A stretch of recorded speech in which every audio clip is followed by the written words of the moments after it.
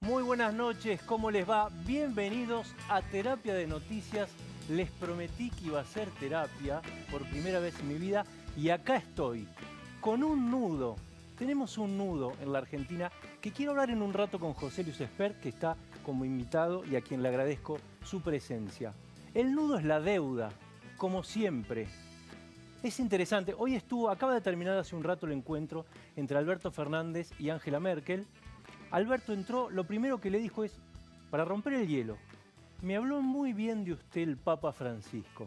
Bueno, fue a pedir ayuda para la renegociación de la deuda. Alberto, digo que es un nudo porque uno habla con operadores del mercado, seguramente Espert habla todos los días, y le pasó un poco también al ministro de Economía la semana pasada en el Consejo de las Américas, y los operadores, los bonistas, los acreedores dicen, pero queremos ver el plan para aceptar. El problema es que el gobierno piensa, señores, que el plan son ustedes. Si no hay renegociación, no hay plan, y el gobierno va a seguir, como dicen los operadores del Frente de Todos, en modo verano, como está hasta ahora. Es interesante y hay que poner mucha atención en el tiempo que lleve esta renegociación. La historia dice que en los últimos 40 años ninguna renegociación pre-default duró menos de 6 meses. Entre 6 meses y 12 es el promedio más o menos. Bueno, Alberto Fernández pretende cerrarla en 4 meses. Sería un récord histórico. Depende de cómo salga y cómo sea esa renegociación, va a depender cuánto tiempo le lleva a la Argentina salir de la recesión. Ante una renegociación más agresiva, con una quita más fuerte, probablemente va a llevar más tiempo. Los bonistas van a decir, pero si ustedes son incumplidores seriales, pero la tasa va a bajar porque el mercado va a decir, hay una quita grande, quiere decir que la Argentina esta vez sí va a poder pagar y si baja la tasa se va a reactivar la economía. Si pasa lo contrario, si no hay quita, renegociación a la uruguaya, benévola, quizá es más rápida, ¿a quién le conviene? A Alberto Fernández, porque puede diferir los pagos si quiere 4 años, pero no sé si a la Argentina, porque va a llevar más tiempo con una tasa más alta salir de la recesión. Este es el nudo gordiano de la Argentina que no tiene ningún Alejandro Magno capaz de romperlo de un sablazo. Y de eso vamos a estar hablando, primero con Espert, después con Beatriz Sarlo y también desde ya con todos mis compañeros, a quienes les agradezco desde ya esta invitación. Ya me sumo al panel, a este gran panel de periodistas que conforman Terapia de Noticias. ¿Qué tal, José Luis? Hola, ¿qué tal? Tanto tiempo. Mucho tiempo. Sí, pero igual nos conocemos. Sí, ¿Tu incursión en política fue para el año pasado y punto o vas a seguir? No, vamos a seguir con Luis Rosales, vamos a seguir. Sí.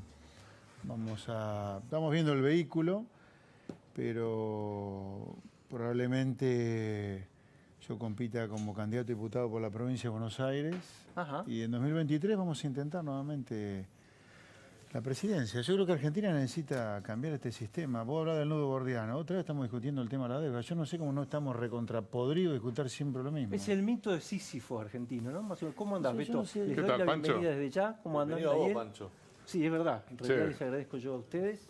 ¿Qué Todo tal, Capitán? entrajetado, Pachito. Y sí, yo uso Muy corbata. bien. No se usa corbata en Soy terapia de noticias. contracíclico. No aprendiste eso. Claro, no soy hay corbata contra- en terapia. No, ahora volvieron las corbatas. Ahora están volviendo. Y la 4 corbata años negra. anteriores no hubo corbata. Ahora como el presidente usa corbata, el resto Hay que también. usarla. Bueno, O sea, ¿te estás a la parece, moda, estás a la moda.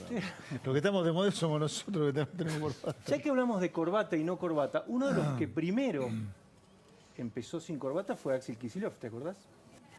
Que hoy está también lidiando con la deuda. Pero ahora vamos a hablar de eso. Pero si te parece, vamos a un informe y con esto presentamos formalmente Terapia de Noticias. Los argentinos somos de patear todo para mañana, o incluso, si es por más tiempo, mejor. Y parece que a Axel Kicillof le gusta esa idea, porque hoy volvió a extender el plazo para que le acepten su propuesta y es la 4ª vez que lo hace. Ahora los acreedores tienen hasta mañana a las 6 de la mañana para aceptar el pedido de Kicillof. Si consigue el 75% de aceptación, pagará el bono que venció la semana pasada en mayo. El problema es que la estrategia puede ser un pan para hoy, hambre para mañana, porque en mayo y junio deberá hacer frente a vencimientos de deuda aún mayores. A lo mejor, para ese momento, ya tiene la ayuda de Alberto Fernández, que continúa con su gira en Europa buscando respaldo para renegociar la deuda. Hoy se reunió con la canciller alemana, Angela Merkel. Sabemos que Argentina no se encuentra en una situación económica fácil. Mañana visitará al presidente de España y el miércoles a Emmanuel Macron. ¿La gira europea de Alberto servirá en la renegociación por la deuda?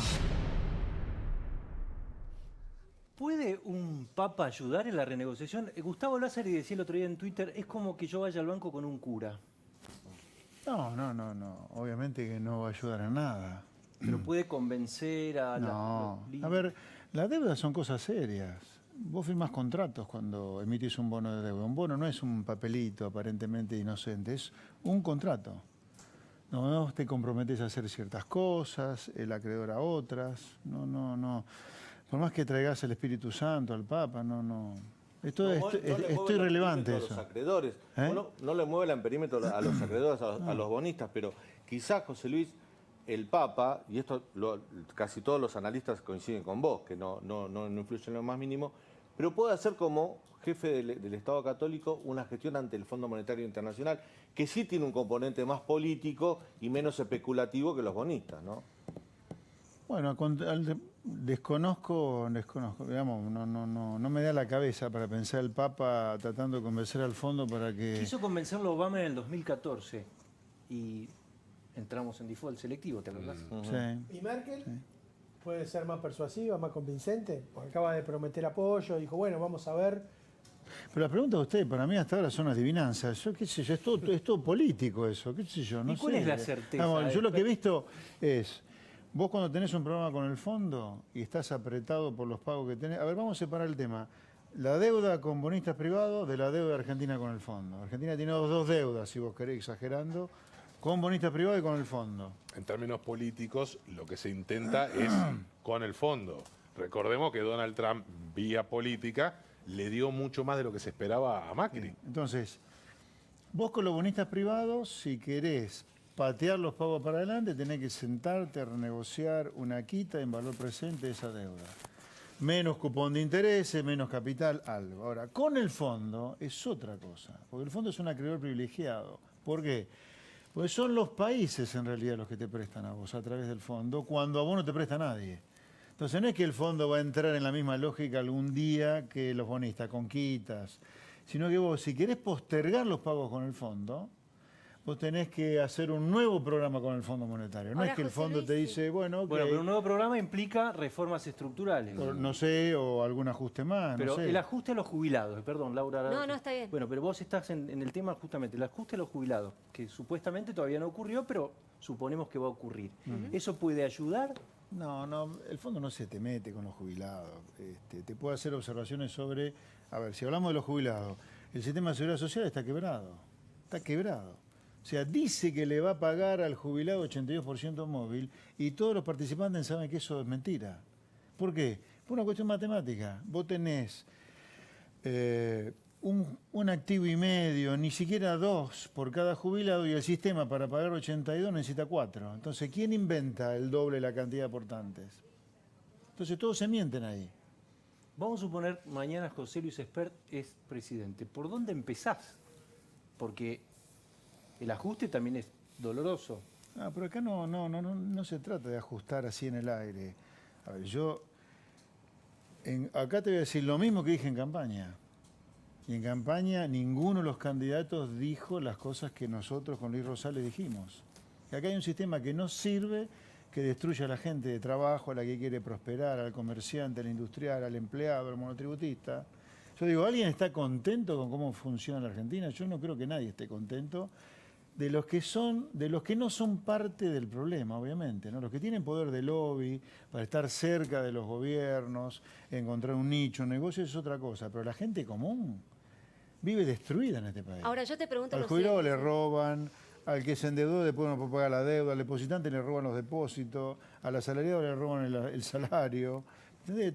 el comerciante pierde el comercio, el industrial su industria, al productor agropecuario casi todos los gobiernos lo agarran de punto, ¿me entendés? La gente normal acá pierde con este sistema. Entonces lo que nosotros propusimos, y yo te voy a proponer como respuesta a tu pregunta, es hay que cambiar el sistema. No lo querés cambiar, que es lo que hasta ahora Argentina demuestra. Está bien, pero es este el sistema. El sistema es algún tiempito más o menos bien, una crisis, un tiempito más o menos bien, otra vez una crisis. Este es el sistema. Ahora yo te pregunto lo siguiente, José Luis. Las primeras medidas de Alberto Fernández, le hace la ley de emergencia como la más importante que, instrumentó una serie de subas impositivas, entre otras cosas, dice, el relato, o por lo menos el argumento es, le sacamos a los que más tienen para favorecer a los que menos tienen. Sí. ¿No? Ese es el argumento oficial. ¿Vos compartís eso? No, pero Argentina hace 80 años que está con ese cuento, de sacarle a lo que más tienen para darle a lo que menos tienen. Mira cómo nos va. Yo no digo que sea ese el único argumento por el cual nos va mal, pero si alguna vez ese cuentito que lo repetimos 80 años hubiera dado resultado, en lugar de tener un tercio de la población pobre, tendríamos 3% de la población pobre. Eso es todo fulbito para la tribuna. No hay ningún país que haya prosperado sacudiéndole a los que más tienen para dar a los que menos tienen. José Luis, vos hablás de los, por ejemplo, de los industriales.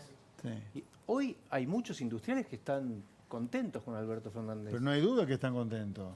Andá tildando cuáles son los que están contentos, va a ver que son todos sectores muy cercanos a los que compiten con importaciones. Si Alberto Fernández le dijo, vengan, tráiganme el listado de medidas que habría que tomar para protegerlos a ustedes, ¿cómo no van a estar contentos? Bueno, entonces, cambiamos el sistema, como vos decís. Señores de la Unión Industrial Argentina, van a tener que dedicarse a otra cosa. No, no es otra cosa, compitan, viejo. Bueno, ¿Dónde se inventó que todo lo que ustedes producen sea más caro que afuera, motivo por el cual la gente cada vez que puede se raja a Uruguay, se raja a Chile, se va a Miami, el que más puede y compra todo allá? No existe eso. ¿Eso no es más presión impositiva? ¿En Argentina? Digo, la razón fundamental de que la Argentina sea cara. No es Yo creo que hay esencialmente tres. no tanta Yo creo que responsabilidad hay de los tres. industriales. No, güey. Los industriales pidiendo que te cierren la economía de la competencia importada. No, yo Argentina digo... es campeón mundial en proteccionismo. No, yo digo respecto a los precios, al tema de esa... Eso es proteccionismo, impuestos y costos laborales, sí, las tres cosas. José Luis, el presidente Alberto Fernández dijo en un momento que iba a llamar a los candidatos a presidente para que acercaran propuestas económicas. De hecho, en un momento, el Ministerio de Finanzas y Hacienda abrió un mail para que enviaran los economistas, consultoras, propuestas de reestructuración de la deuda externa. No sé, ¿pudiste participar de eso? ¿Te llamaron? ¿Te pidieron alguna idea? No me llamaron, no. ¿Mandaste algo por mail? ¿Te acuerdas que, como vos lo hablamos en la radio, que habían abierto un mail para que ustedes, los economistas o consultoras, enviaran propuestas de reestructuración de deuda? Sí, no era más para los... yo mail lo mandé, no. podrías haber mandado, digamos. No, tipo serio, eso no era serio. Ahora, José Luis, ¿hace falta un plan económico ahora o, como parece ser la estrategia de Alberto Fernández, renegociar primero y presentar un plan económico después? No, yo creo que hay un plan económico. ¿Ah, sí? Sí, no hay duda. Yo creo que todo, pero bueno, yo tengo una diferencia grande con los que no dicen que no hay plan en algún gobierno. Todos los gobiernos tienen plan, todos. Te podrá gustar, no gustar, pero todos tienen plan.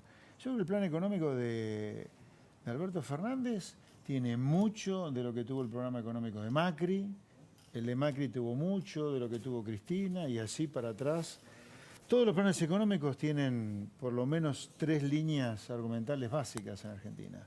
Proteccionismo industrial, Estado presente y el sindicalismo que ya sabes que tenemos, ¿no? Ahora, ¿por qué entonces tiene tanto éxito, por lo menos ideológico, el proteccionismo en el mundo? Trump cierra... Brasil también, ¿no? Brasil es una economía espera. cerrada y proteccionista también. Acá es importante los puntos de partida. El punto de partida del cual Estados Unidos emprendió algo de proteccionismo es que Estados Unidos es la economía más abierta al comercio del mundo todavía.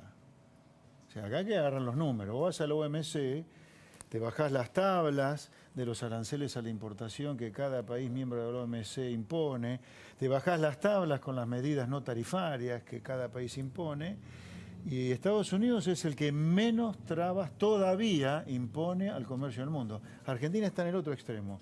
Es de los que más impone restricciones para poder... Pero ingresar quiere decir que productos. va por mal camino entonces Trump. Claramente, sí. Si ese es el camino, si lo de Trump es a repetición continua, yo descreería que lo de Trump es una política que arranca el proteccionismo en Estados Unidos. No lo veo así.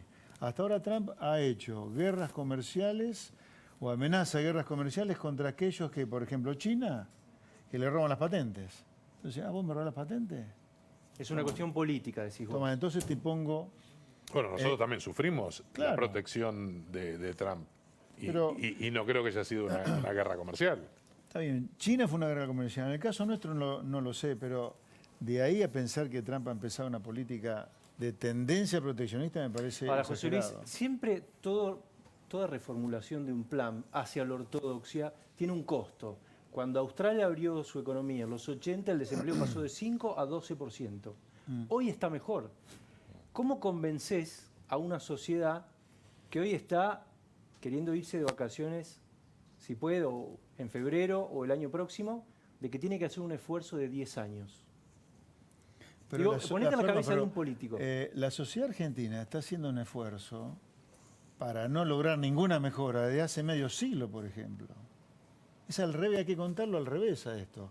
Acá la sociedad paga enormes costos por hacer lo que hace, que es no cambiar nunca y hacer siempre lo mismo. O sea, los costos se pagan por no cambiar, no por cambiar acá. Es Sí, al pero revés. es un el debate discurso habría que cultural hacerlo es al difícil de revés. dar también, Pero José. supuestamente... Es un debate cultural difícil de dar, porque como te decía Pancho, No, pero también, mirá, como es si criterio... no queremos ganar el debate, la gente se conforma con eso. Sigamos y vamos a tener, en lugar de la cantidad de villa miseria que tenemos ahora, vamos a tener 3 veces más en 20, 30 años. Pero es clave también para ganar elecciones. Es decir, Claro. para ser gobierno Ah, sí. e implementar o modificar lo que vos decías, el rumbo, evidentemente la gente no quiere escuchar ese tipo de cosas. Sí, ¿entonces qué? No, te digo, si no, estamos siempre en lo mismo. Lo que decía Pancho es, para hacer lo que hicieron en otros países, y bueno, tenés que primero llegar al gobierno Sí. e implementarlo, y para eso tenés que tener consenso social, Para eso respaldo en tenés las que urnas. decir, claro, bueno, eso es clave. Vos tenés que ganar elecciones para eso. Ahora tenés Primero, que ganar y elecciones. después tenés que tener pero respaldo de tenés que- diferentes sectores. Sí, pero tenés que ganar elecciones diciendo eso. Porque si no, no tenés ningún mandato. Cuando vos llegás al gobierno diciendo lo que dijo Macri en 2015, ¿no? Que no se sabía bien para qué quería ganar elecciones, ¿para hacer qué? Porque si vos no decís en Acordate campaña... que tuvo que cambiar el discurso Macri. Si Macri... a ver, Macri. Acordate que si que vos dijo, decís no en vengo a campaña, privatizar nada. Bueno, pero justamente porque lo único que quería era ganar elecciones y una vez que las ganó, lo que quiso es seguir ganándolas. Pero Por eso- probablemente hubiera perdido si Sí, hacía lo contrario. Pero que vos tenés que tenés que estar dispuesto a perder elecciones para algún día quebrar la tendencia a ser un país miserable. Porque si vos no decís en campaña lo que tenés que hacer, nunca vas a tener la credibilidad el día que ganes para hacer esas cosas. Ahora, José Luis- Tenés que correr el riesgo de perder, pero por supuesto que sí, sin duda. Tenés que estar dispuesto a perder una elección por decir las cosas que vas a hacer para cambiar el rumbo. Pero Si supuestamente no, sos sí. parte del problema. Supuestamente ese fue el comienzo del gobierno de Macri en 2015, ¿no? Empezar a hacer al revés de lo que No. vos decís que se está haciendo ahora. No. Vos Si le- tenía ese capital político y quiso No lo hizo, supuestamente quiso hacer otra encarar cosa. esa reforma, está bien con la política de gradualismo después criticadas, ¿no? Pero él prometió lo contrario, que casi iba a mantener el Estado kirchnerista. Entonces, desde ese punto de vista... Sí, yo lo veo a 2015 a Macri, clarito, no tengan miedo, yo no soy nada diferente de lo que se está yendo o de lo que hay, no tengan miedo conmigo. Porque lo primero que hizo el kirchnerismo cuando aparece Macri en, ponele, marzo de 2015, es atacarlo, se viene el ajuste neoliberal. Entonces Macri, ¿qué hace? Se defiende diciendo, yo no soy lo que ustedes creen, guarda. Entonces Macri lo que hizo fue, como yo lo dije desde la campaña, kirchnerismo y buenos modales, por eso termina como terminó. ¿Vos crees que fue, por ejemplo, salir del cepo? Hoy hay macristas que te dicen, tendríamos que haber salido como pedía Melconian en 3 meses, no tan rápido. No. El fracaso, el estrepitoso fracaso económico de Macri no es haber salido rápido del cepo, de ninguna manera. ¿Qué estuvo en el...? Hubo ajuste fiscal también, hubo ajuste fiscal primario. Digamos, de alguna manera hizo los deberes de acuerdo a lo que se esperaba. Heredó un déficit fiscal alto y lo empezó a bajar. Hizo un pacto fiscal con las provincias. ¿Dónde fracasó? Digo, porque ahí hay algo que se nos pierde en el relato. En un momento el plan económico de Macri se fue mal, le fue mal. Sí. ¿Dónde fue? En las 3 cosas en las cuales yo creo que Argentina falla sistemáticamente. ¿Qué es la Argentina es un país que vive a espalda del comercio del mundo. Argentina tiene todo para venderle al mundo y no comercia con el mundo, vive con una economía completamente cerrada al comercio mundial. Tiene un Estado que es impagable, impagable. La gente no puede ni quiere con todo el derecho pagar este Estado porque vive solo para pagar impuestos. Dicho sea de paso, mira, una anécdota. Yo creo que al municipio de San Isidro, los contribuyentes deberían iniciar algún juicio.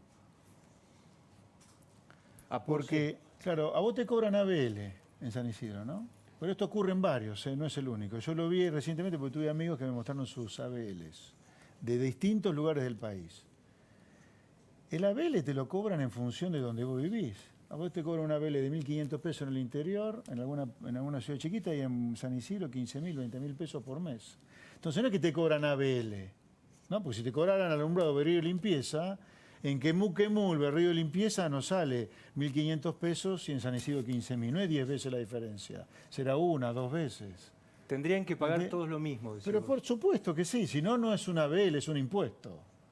Y si es un impuesto, estás en un caso de anticonstitucionalidad, porque estás grabando la propiedad con un ABL mentiroso, que es un impuesto, tenés el impuesto inmobiliario residencial, y a lo mejor te agarran también con bienes personales a nivel nacional. Tenés triple imposición sobre un bien. Bueno, esto era una anécdota. Hay municipios que también te graban si cargas nafta. Bueno. Digo, evidentemente, Entonces, siempre hay un trampa. Estado que no se puede pagar. Ahora, si ningún político en campaña dice hay que detonar este Estado, la gente no lo puede pagar, y eso nadie lo va a hacer sino. Y este sindicalismo, ¿a qué laburante le sirve este sindicalismo? Tenemos un tercio... ¿A los que están con trabajo? No, porque, bueno, espera. Tenés un tercio de los trabajadores trabajando en negro acá. Ahora, no hay si ningún sindicalista se le caiga la cara de vergüenza con un tercio, casi 5 millones de trabajadores trabajando en negro, sin vacaciones, sin aguinaldo, sin medicina, sin jubilación, sin nada. Y los tipos siguen pretendiendo erigirse en los defensores de la justicia social. Está bien, a ver, ¿cambiar tiene costos? Sí, sin duda. Pero los costos que tenés por cambiar es enfrentarte con las mafias. Mucho más con los costos de no cambiar, que es seguir haciendo que la gente viva como el traste como vive. Hay peronistas que todavía sueñan con un Alberto ortodoxo, un Menem, dicen. ¿Cómo lo ves? No va por ahí, al menos inicialmente, Alberto, de ninguna manera. Tampoco, para tristeza de los macristas, vamos a Venezuela mañana, ¿no? Viste que la campaña es, esto es Venezuela mañana, se equivocaron groseramente. Esto no es Venezuela, al menos por ahora. Tampoco es Menem 1990, esto, 1991. Quiero preguntarte por Axel Kicillof, que es uno de los protagonistas de este día. Me gustaría que vieras un tape, algo que dijo apenas acordamos con el Club de París en mayo del 2014. ¿Te acordás? Eran 9.700 millones de... Sí, por ahí él fue a Nueva York también. Fue cuando dijo, está todo estudiado con profundidad, ¿no? Eso es la otra negociación. Esto era el Club de París. Quiero, a ver si nos podemos... No, pero digo, fueron contemporáneas las declaraciones. Sí. ¿Cómo negocia Kicillof? Porque hay quienes dicen, ojo que siempre paga. Quiero que recuerdes esto, mirá. No vamos a repudiar esa deuda anterior que tomaron otros gobiernos, pero que firmó el Estado argentino y el Congreso argentino, como en este caso, al ponerlo en el presupuesto. No la vamos a repudiar, la vamos a pagar, pero la vamos a pagar en condiciones tales que no dejen de rodillas a la República Argentina. Después pagó hasta los punitorios. Sí, no, y pagó por demás, de hecho. Entonces lo quiero decir, yo, bonista, digo, ojo porque nos van a pagar. ¿Puedo sacar esa conclusión? Sí, también sumarle el ejemplo de YPF, que es parecido. También se pagó, anunciaron que la expropiación no nos salió un peso. Y él después no negó, dijo, nunca dije que no iba a salir nada. Sí, pero no lo que salió, digamos. Repsol sí, también hay otra, o sea, esa es una realidad, esas dos son dos realidades. También hay otra realidad que el zafarrancho que hizo con la deuda de legislación extranjera, ¿no? ¿Te acordás que desacató a Griesa, creando un nuevo agente de pago que era el Banco Nación para no pasar por el Deutsche Bank, en el cual iban a incautar los fondos que mandaron para pagar a privados? Sí, abrió una negociación, una cuenta del Banco Nación para que los acreedores vengan a cobrar Banco Nación, no vino ni uno. Obviamente, pero yo lo mostraba, ¿no? Cuidado. Digo, ninguno resiste un archivo, pero digo, en el caso quiero saber si podemos inferir cómo puede negociar. Sí, Creo que si yo miro este video, la evidencia de YPF, de Club de París, que es el video, pero también tengo en cuenta lo que hizo con la deuda de legislación extranjera, en 2014 también, y no sabés para dónde va a disparar este muchacho. Ahí fue el default selectivo. Claro, por eso. Ahí no sabemos qué va a pasar. ¿Y puede enturbiar la negociación, puede enturbiar, digamos, el accionar, la estrategia que adopta Kicillof, puede enturbiar la negociación de la deuda? Sí. Ajá, ¿y cómo nos puede perjudicar eso entonces? Y bueno, la paridad de los bonos cayeron muy fuerte. El riesgo país se transformó en ingobernable en los últimos días. Sí. Eso va a perjudicar también al financiamiento del sector público y de las empresas. Entonces, esta coordinación de la que habla Guzmán con Kicillof, ¿es cierta? ¿No es cierta? Digo, porque si te perjudica a Guzmán particularmente y a la renegociación, ¿por qué está diciendo está todo coordinado con Kicillof? No se entiende, es como es... Parece un tester lo de Kicillof también, ¿no? A ver cómo le va a él y después vemos como la cabeza de playa. No lo descartaría. Igual nadie va a un default por 250 millones de dólares. Tal cual. Por eso digo que puede ser un tester. Claro. Prueban la provincia de Buenos Aires con este bono del 2011. Es poco serio lo que están haciendo, ¿no? O sea, Kicillof en particular. Prueba. Las negociaciones de la deuda son más serias. Antes de las elecciones, Guillermo Calvo, un colega tuyo prestigioso, enardeció a los macristas y preocupó al mercado con una sentencia. Dijo, la única que puede hacer un ajuste en la Argentina es Cristina Kirchner, porque es populista. ¿Coincidís? No, yo creo ¿Vos crees que esto, por ejemplo, este ajuste a los jubilados, esta reformulación del cálculo, ¿Macri lo podría haber hecho? Bueno, está demostrado que como no dijo en campaña lo que iba a hacer, vos me dirás que no le hubiera votado a nadie, ok, de acuerdo, pero si hubiera hecho en campaña... A ver, ¿un peronista puede hacer estas cosas sin decir nada de esto en campaña? Sí. ¿Un no peronista? No. Pero es una realidad. Vos como político tenés que ser realista. Si sos no peronista y querés hacer eso, decilo en campaña. Un peronista no puede decir. Bueno, se le exige más al no peronismo. Sí, este es un país que terminó siendo bastante peronista, te diría. Es un dato, y no me pongo a calificarlo, ¿no? Es un dato. No, está bien, pero... Es un dato. Tenés que ser realista. A un peronista se le perdonan estas cosas. A un no peronista no, salvo que a vos te hayan votado para eso, cosa que requiere que previamente vos hayas dicho eso en campaña, ¿no? Y tampoco te lo garantiza, ¿eh? Tampoco. Porque vos fijate que una reforma para modificar la fórmula jubilatoria, después de haber ganado las legislativas con una diferencia que todo el mundo decía, Macri se queda a vivir, y ahí empezó el problema también del plan económico y de la popularidad del presidente. Sí. Yo creo que para ir más allá, el sistema argentino es un sistema populista, ¿no? Es decir, que a Alberto Fernández no le van a pasar facturas. Digo, ¿cómo son los tiempos a tu juicio? ¿Vos crees que a Alberto Fernández le van a pasar factura más tarde que a otro? ¿Le van a pasar factura en algún momento si la economía no reacciona? Bueno, ahí está. Es un tema crítico. Por eso. Si la economía arranca, la factura... Olvídate. Claro, olvídate. Ahora, si no arranca, sin duda le van a pasar la factura. ¿Le van a pasar factura, vos crees? Digo, por su origen peronista y populista y todo lo demás, ¿sí? ¿Y quién le va a pasar la factura? Si la economía no arranca en 2020, cosa nada descartable que no arranque. Yo te quería preguntar eso. O sea que puede ser que Argentina tenga otra recesión en 2020. Si 2021 se le complica la elección legislativa o si la pierde en la elección legislativa... agárrate. Pero ese fue el discurso de campaña de Alberto, ¿no? Poner en marcha la economía, poner la plata en el bolsillo a la gente. Bueno, es todo campaña, eso. Bueno, son las típicas campañas políticas argentinas. Pero ese era el principal, era uno de los ejes de la campaña. Ahora, es verdad, hubo ajuste con los jubilados, la verdad que te iban a llenar la ladera, nada de eso se vio, pero vos vas a la costa atlántica y, por ejemplo, está lleno de gente. Bueno, pero eso no es mucho. En el medio de la hiperinflación la costa estaba llena. No, pero te lo dicen los comerciantes de las cámaras de comercio de Mar del Plata. Te dicen que este año fue mucho mejor que el anterior, Digo, por eso te pregunto, a lo mejor reactivar el consumo forma parte del plan como para ir tirando, y eso no quiere decir que reactiven la economía. A ver, no pensemos que porque el verano fue bueno o que la costa tuvo un buen verano, esto se multiplica por los 10 meses que le quedan al año de marzo a diciembre, no es así. No. Eso tiene que ver con el impuesto país, que la gente, el que iba a Uruguay, a Chile, a Brasil, se fue a la costa atlántica. Y además que el dólar, a ver, la devaluación que Argentina hizo entre 2018 y 2019 fue de la hostia. Entonces, vos lo que estás no ves... agarrando en algún lugar el dólar carísimo ahora para irte afuera. Sí, claro. Sí. Más el impuesto país se llama. impuesto país. Pero entonces lo que no ves es una recuperación, siempre se dice marzo, abril, que empieza en serio el año, del consumo en los centros urbanos, que es lo que manda. No. ¿Qué tiene que pasar para que se recupere algo, por lo menos? Para que Y empiece? tendrías que tener una negociación muy exitosa de la deuda. ¿Y eso qué significa? ¿Agresiva, con una quita grande? No, o, que logres cerrar una aceptación a tu propuesta, lo que sea. aunque sea algo a la lo que uruguaya, sea. como dicen. Claro. ¿Y por a qué? la larga, si no es con una quita grande, es difícil sostener la deuda argentina. ¿Por qué una negociación exitosa de la deuda permitiría una reactivación de la economía, un efecto porque doméstico? Te sacaría de la zona de riesgo de default, te bajaría el riesgo país, te bajaría la tasa de interés, te entraría plata de afuera.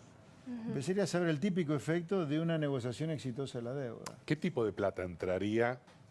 Digo, porque Macri también esperaba que iba a entrar plata y no pasó nada. No, a ver, la plata que te va a entrar es una plata especulativa, pero la plata especulativa que entró en Argentina en 2016 te permitió la recuperación que arrancó en octubre de 2016, que se prolongó hasta marzo de 2018, ¿no? Motivo por el cual ganaron la elección 2017 y el macrismo pensó que ganaban 2019 caminando, no vuelven más. Pero con el peronismo dividido. Sí, claro. Ganaron claro, también. Sí, Hicieron una muy buena performance electoral, está bien pero el decís. peronismo estaba dividido. Es cierto, sobre todo en la provincia de Buenos Aires. Es cierto. ¿Te gusta Martín Guzmán? A ver, yo le deseo lo mejor, no allá que me guste o no. Pero Lo ¿cómo mejor por la gente, por nosotros. ¿Cómo lo ves? Me parece improvisado, me parece... A ver, a mí no me gusta como concepto filosófico, se puede creer que Argentina se repita tanto.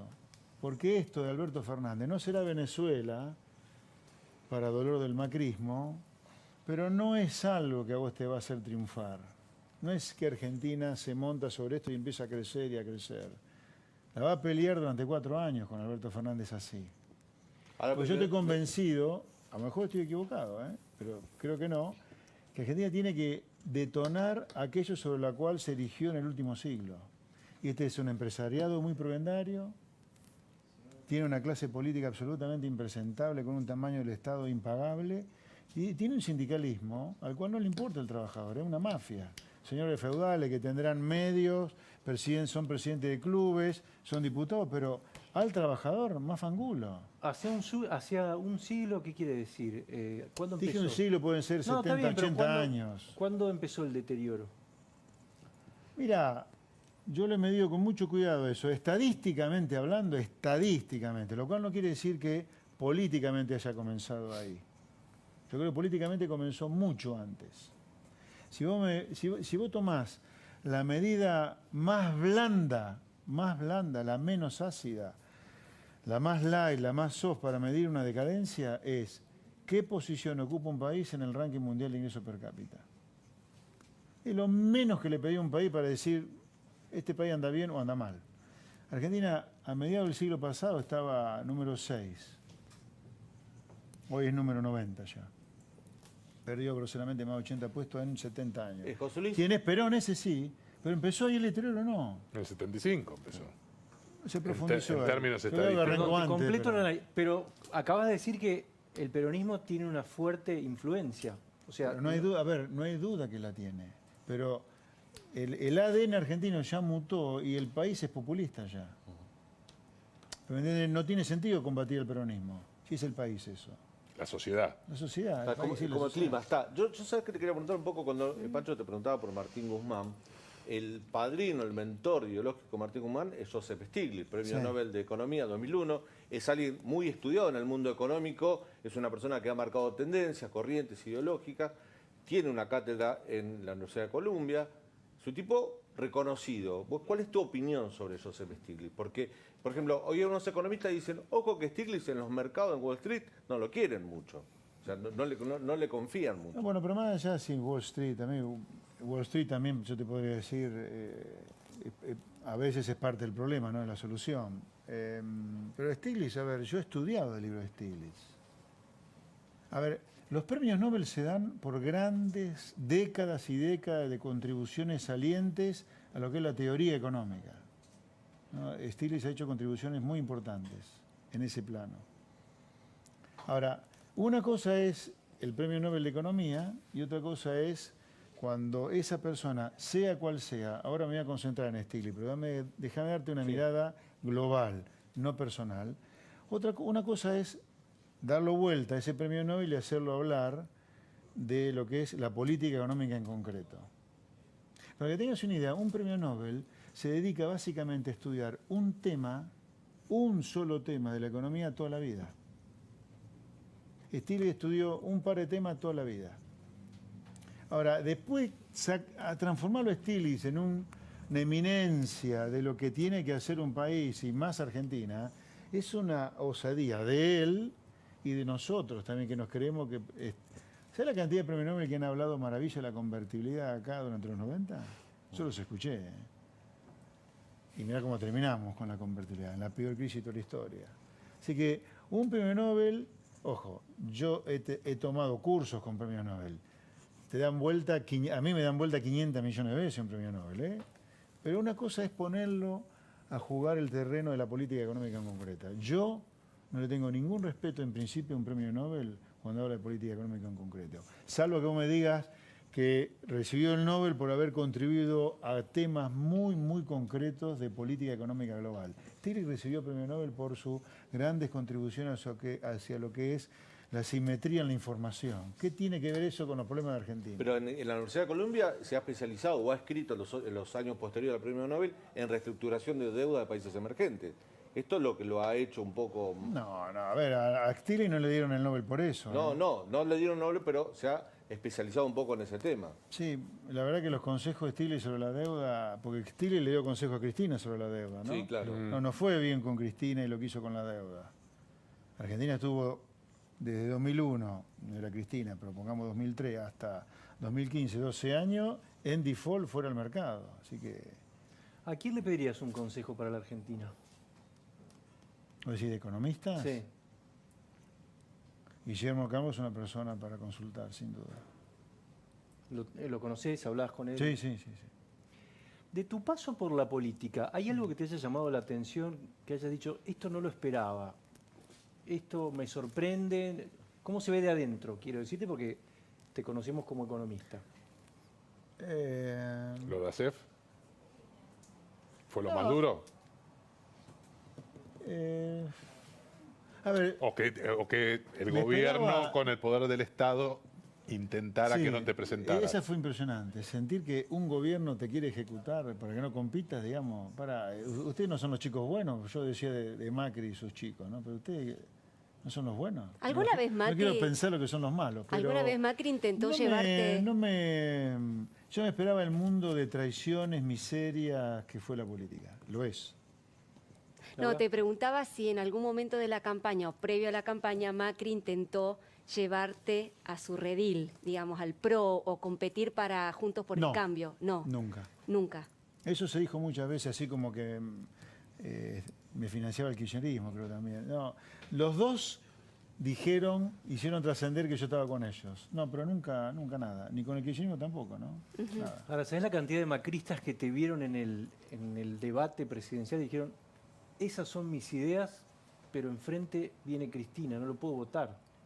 Entonces, de ahí, ¿te acordás que en su momento te acusaron hasta de ser funcional al otro? Bueno, nosotros en mayo, junio, estábamos ahí con la Baña peleando el tercer puesto en las encuestas con 5 o 6 puntos. Esos 4 puntos que perdimos es el efecto miedo.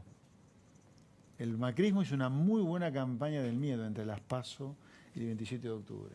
También el número de la PASO generó un susto más que importante, más allá de la campaña. Esperá, vos, después de una PASO donde Macri pierde por 15 puntos, ¿le dabas alguna chance en la primera vuelta del 27 de octubre? Yo le daba 0 chances. Pero eso generó un susto realmente importante. Está bien, pero te quiero decir... Y también fue exitoso lo de Macri recorriendo el país. Sí, el miedo que me tienen fue buenísimo para sus objetivos. Achicaron la diferencia de 15 a 9. Y 8 puntos. Bueno, fue exitoso. Pero yo no le daba muchas chances a Macri en la primera vuelta, después del resultado del diario del lunes de la PASO. ¿No? Ni te cuento Alberto Fernández, que al día de hoy todavía le pregunta a alguno de los encuestadores por qué no llegó al 50 y por qué subió tanto Macri, porque no se lo reflejaban en la las campaña encuestas. del miedo que hizo... Sí, votó mucha más gente que lo había votado en las PASO, hubo distintos sí, componentes. José Luis, el kirchnerismo te acusa siempre, cuando se refieren a tus ideas y lo que vos planteás, yo cuando hago entrevistas con algún kirchnerista digo, bueno, Esper dice esto. Lo primero que dice es insensible, Esper es insensible. Lo que él propone es, digamos, va a dejar gente en la calle. Los kirchneristas que se chorearon, según dicen, un PBI, me dicen insensible a mí. Son chorros. ¿De qué sensibilidad hablan? Yo hablo en serio a la gente. Achicar el Estado dice que en este país hoy es ser insensible. ¿Aprobarías? Pero a mí yo te traslado la pregunta. Digo, no. Tomo tu pregunta, no te lo digo a vos, pero tomo la pregunta. La verdad, qué manera porque el argentino compra algo de esto. Es todo pescado podrido eso. Porque eso es lo que hace que se fundan empresas, que se fundan comercios, que se vean frustrados proyectos del sector privado por culpa de los costos laborales que hay que pagar, los impuestos que hay que pagar, por culpa de que todo es más caro que afuera. Es al revés, o sea... Pero volvemos al debate cultural, a lo que hablábamos antes. Para ganar una elección, está bien. Alguien tiene que dar ese debate. Vos lo diste. Yo decidí hacer vos lo diste. No le compren pescado podrido a estos tipos. Pero ten en cuenta que el final económico malo de Macri termina afectando esas ideas, porque mucha gente que votó a Cambiemos en 2015, en 2017 y también el año pasado, está cerca de tuyo. Yo creo que Argentina corre serio peligro, y lo digo muy en serio, sin ninguna especulación política, corre el serio peligro de haber comenzado una decadencia hace décadas y que no pare nunca. O sea, que hoy tenés... Decadencia eterna. Claro, que no pares de estar peor vos. ¿Por qué? Porque los ganadores de este modelo nunca te van a entregar el rosquete, ¿no? Nunca te van a dar la sortija. Vos lo ves a Moyano promocionando la libertad sindical, la democracia sindical, eliminando el unicato, bajando costos laborales. No. Vos lo ves a de Mendiguren algún día diciendo, abramos la economía y compitamos en serio, basta del curro de vivir cerrados al mundo. Vos lo ves a los políticos diciendo, no, la verdad que no podemos tener 2.200 municipios en el país. Estamos matando a la gente impuesto para esta ficción. Además de 24 provincias, además de 3,5 millones de empleados, de los cuales hay 2 que deben prestar servicio realmente. Entonces, si vos no haces eso, si la gente cree que el problema es cambiar eso, como yo creo que lo cree la gente equivocadamente, y difícilmente salgas de ahí. A ver, a mí lo que me importa, déjame un segundito más. Lo que me impresiona de la elección esta es esa cosa casi adolescente de haber girado, sin meditar un minuto, rápidamente a aquello de lo cual saliste corriendo en 2015. Argentina huyó del 2015 al kirchnerismo y volvió azorado, asustado, en pánico con el macrismo. Pero ojo, que el kirchnerismo se fue en una segunda vuelta ajustada. Sí, bueno. No es que le ganaste por más paliza. Por favor, todavía estamos peor de lo que pensaba yo de la cabeza. Porque no puede ser que vos te repitas. Vos lo que me decís, esto casi fue un interregno entre kirchnerismos, Macri. Casi. Pero esta versión fue muy pareja el balotaje. Pero esta versión no es la misma de ese kirchnerismo. No, hasta ahora no. Digo, que terminaba 2014. No. Más o menos, Por lo menos económicamente no. Hay un juego de Alberto de mostrarse distinto, más peronista, pero en algunos momentos es como que aflora la matriz ideológica de ese grupo y es muy kirchnerista. Un tema crítico va a ser la deuda. Sí. Si la deuda sale bien, a lo mejor tenemos esta cosa... Claro, si le va mal a la economía, aflorece el kirchnerismo duro, eso está claro. Si la negociación de la deuda sale mal, guarda. Tengamos en cuenta que Guzmán termina siendo ministro de Economía porque Cristina no acepta a Martín Redrado.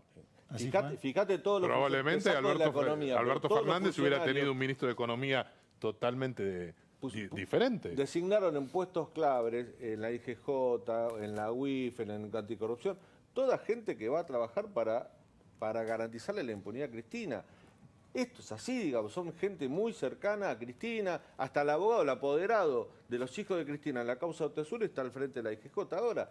Digamos, claro. Para repetirlo eso, ¿cómo? El apoderado de Máximo y de Florencia en la causa Otesur es el titular de la Inspección General de Justicia. O sea, va a tener que fiscalizar a Otesur el tipo que era apoderado de los que es, hasta hace poco, era de los hijos de Máximo y de Florencia.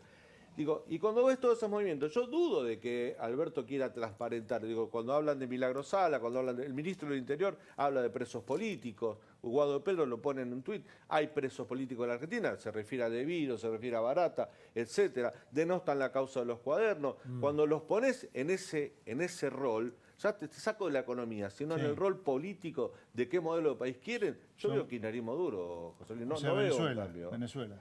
No sé si Venezuela, pero impunidad. Ok, impunidad sí. Pero es lo que eligió la mayoría. Claro. Sí. Sí, legitimidad de origen tiene. Pero espera, yo escribí 2 libros que son la misma moneda, pero con distintas caras. Uno, los ganadores de esta decadencia, y otro, los perdedores, se llama La Sociedad Cómplice, que es la sociedad. Y la sociedad es responsable a esta altura ya de lo que nos pasa. No podemos seguir diciendo, cuando la democracia volvió en el año 83, que el problema es de quién. ¿A quién le hemos echado la culpa? Después que votamos desde el año 83. Bueno, una parte de la sociedad. Digo, no, ¿por qué? Porque 35 años ya llevamos votando. Pero es una parte de la sociedad. ¿Una parte de la sociedad qué? A la que vos planteás que tiene responsabilidad en los resultados electorales. No es toda la sociedad. Por más que tienen legitimidad de origen, recordemos que ganó por 8 puntos también. Pero el sistema no se reproduciría como se reproduce, cambiando cara solamente, pero en el fondo es lo mismo, si no hubiera una sociedad que lo vota, que lo valida en cada elección. Ya que hablan de kirchnerismo, pienso en su bastión, que es la provincia de Buenos Aires, y hay novedades, Beto, o están ocurriendo cosas debajo de la superficie todavía, ¿no? Hablaba el sábado con un operador del Frente de Todos, me decía, me parece que algunos se están adelantando en la pelea, albertistas versus kirchneristas. Esto era para el año legislativo, no para ahora. Muy en silencio todavía. ¿Cómo lo estás viendo en la provincia? El primer dato, y quizás es interesante, es que desde el triunfo electoral de Kicillof hasta el 10 de diciembre hubo silencio absoluto de WhatsApp. Le clavaba el visto. Él les clavaba el visto. A muchos intendentes, sobre todo los varones del conurbano, y tardaba muchísimo eventualmente la función en contestarle. Esa que te saca el celeste, ¿no? Claro, que por lo menos pero no tiene el efecto político que se busca. Claro, vos buscás un efecto de darle el... Desde ya, es decir... Me clavaste el visto, como dicen. Primero, no voy a lotear el gabinete en función del peso específico. Pero Magario no está puesto ahí para atender y manejar la relación con los intendentes de conurbano. No. ¿No es ese el rol de Magario? ¿No es parte de eso? No. Esa es Teresa García, la que va a tener la relación. Y hoy se conoció un nuevo nombramiento, que el primo del ministro del Interior, Guado de Pedro, va a ser el subsecretario de Asuntos Municipales. Una mala noticia, evidentemente, para los intendentes. Lo concreto, la novedad está planteada en que hoy Axel Kicillof está, te diría, incluso más lejos, se aísla tanto políticamente, cosa que genera preocupación en la Casa Rosada, que está más lejos del padrino político que le puso Cristina, que es el Cuto Moreno, el amigo de Néstor, casi un tío para Máximo, y hoy está más cerca del grupo que lo acompañó y sobre todo de el hombre que hoy empieza a tener cada vez más peso, que es Carlos Bianco, el dueño del Clio. Ahí lo tenés a Carlos Bianco. El dueño del Clio. Claro, el dueño del Clio que decía que no tenía tiempo para lavarlo. Exactamente. Hoy Axel está mucho más cerca de Carlos Bianco que de Cuto Moreno, que lo dejó casi en un costado en la legislatura, que iba a tener peso, que iba a ser importante. Y ni hablar la relación con los intendentes. Los varones del conurbano hoy están enojados. ¿Por qué? Porque no solo les clavó el visto en algún momento, sino que no cumplió. Mario Isi, intendente de José C. Paz, él dice que aportó cuadros técnicos. Federico Tea, el secretario general de la Gobernación, que era rector de la Universidad de La Matanza. Él dice que está a mitad de camino, que es de José C. Paz, pero también es cercano a Kicillof. Ahí sí no le importa. Lo concreto es que esperaba el SEAMSE, bien, gracias. Martín Insaurralde, para cumplir con algunos amigos, por ejemplo, Mautone, Daniel Angelici, Cristóbal López, había un compromiso que le iban a dar el Instituto de la Lotería. Lo concreto es que está intervenido por Bianco. Es decir... Está callado Insaurralde, hasta ahora no habla. Lo que dice en privado Insaurralde es que a mí no me cumplieron, me cumplieron el 50%. Tengo la presidencia de la Cámara de Diputados, de la legislatura, pero no me dieron esto. Y por eso hay que mirar muy bien cómo se van a manejar los medios de Cristóbal López en el tratamiento de cuestiones vinculadas a Kicillof. ¿Por qué? Porque López y de Sousa están enojados por esta cuestión. Y el otro dato interesante, Juanchi Zabaleta, al igual que Isi, primera sección electoral, está también enojado, preocupado, y dicen por ahí que de alguna manera Kicillof no lo quiere. ¿Y por qué no lo quiere? Porque Zabaleta, antes de ser intendente de Hurlingham, supo acompañar a Amado Boudou en el Ministerio de Economía y en el Senado. Y la relación de Kicillof con Boudou no era para nada buena. Y por último, Pancho, mirá cómo es a veces no saber negociar. Vos decís, ¿qué se espera de la negociación? El Senado de la provincia de Buenos Aires está en manos de Cambiemos. Ahí se definen los cargos para la oposición. Como Kicillof tampoco quiso negociar eso, hoy tiene la conducción del Banco Provincia sin quórum. ¿Por qué? Porque no negoció en el Senado los que lo iban a reemplazar por parte de la oposición, y entonces Juan Cuatromo, que es el hombre de su confianza, hoy no tiene firma igual, pero tendría que darle la firma o el Senado o completar definitivamente el directorio para que entren sectores de la oposición. Hoy le frena todo un radical que sigue con mandato. Es decir, en definitiva, hoy Kicillof empieza a tener serios problemas de aislamiento político que preocupan al presidente, a Sergio Massa y a Máximo Kirchner. Beto, imagínate, si puedo, ¿no? Pero adelante. Si negocia mal la deuda y entra en default, ¿de dónde se agarra políticamente Kicillof? Si defaultea la deuda. Es todo un tema. Evidentemente, él también subestimó o quizás espera el gol al minuto 46. Bueno, ¿no? veremos. Quiero hacerle la última pregunta a José Luis Espert y agradecerle desde ya. Sé que estás con poco tiempo, así que la verdad que la pasamos muy bien, muy interesante. En tu espacio, quiero pensar en el José Luis Espert, candidato a diputado. Sí. ¿Vas a sumar gente nueva? ¿Hay algún nombre que podamos saber? Mirá, no está nada claro eso. Lo que nosotros, nuestra propuesta va a ser la misma que fue en la campaña presidencial, de sentido común. Acá hay un sistema que la gente de laburo, al empleado, al comerciante, al industrial, no le sirve. Nosotros vamos a apuntar a eso. Esto no es ni siquiera... para mí el debate en Argentina ni siquiera es ideológico, es preideológico. ¿Preideológico? Sí, es de sentido común. Vos no puedes tener, un ejemplo, vos no puedes tener sindicalista 40 años atornillado en su sillón de secretario general. Vos no podés permitir que no haya elecciones donde haya competencia. No es una cosa que no existe. Voy a decir algo, lo dije en el debate, así que, ¿te imaginas? Muchísimas gracias. ¿Qué es esto? En el mundo, los sindicalistas no manejan la medicina para los trabajadores, no la manejan. Muchísimas gracias, José Placer, Luis. buenas noches, gracias a ustedes. En el próximo bloque, todos estos temas y algunos más con otro color. Beatriz Arlo. Ya volvemos.